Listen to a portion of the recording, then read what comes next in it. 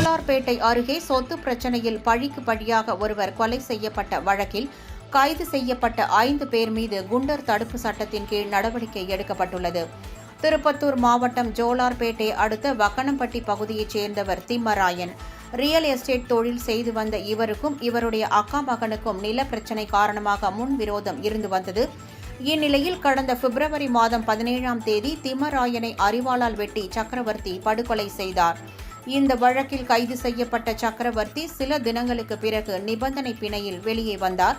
இந்நிலையில் நீதிமன்ற நிபந்தனைப்படி காஞ்சிபுரத்தில் உள்ள காவல் நிலையத்திற்கு கையெழுத்து போட சக்கரவர்த்தி தனது மனைவி கௌரியுடன் புறப்பட்டார்.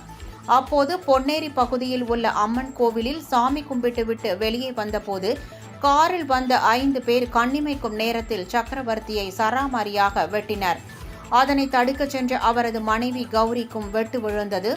இது குறித்து தகவல் கிடைத்ததும் விரைந்து வந்த ஜோலார்பேட்டை போலீசார் இருவரையும் மீட்டு திருப்பத்தூர் அரசு மருத்துவமனைக்கு அனுப்பி வைத்தனர். அங்கு சக்கரவர்த்திக்கு முதல் சிகிச்சை அளிக்கப்பட்டு பின்னர் மேல் சிகிச்சைக்காக வேலூர் மருத்துவமனைக்கு அனுப்பி வைத்தனர். ஆனால் வழியிலேயே சக்கரவர்த்தி உயிரிழந்தார்.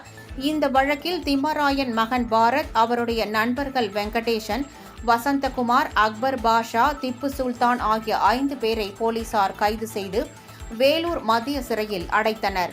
இந்நிலையில் மாவட்ட காவல் கண்காணிப்பாளர் ஸ்ரேயா குப்தாவின் பரிந்துரை பேரில் 5 பேரையும் குண்டர் தடுப்பு சட்டத்தின் கீழ் காவலில் வைக்க மாவட்ட ஆட்சியர் சிவ சவுந்தரவல்லி உத்தரவிட்டார்.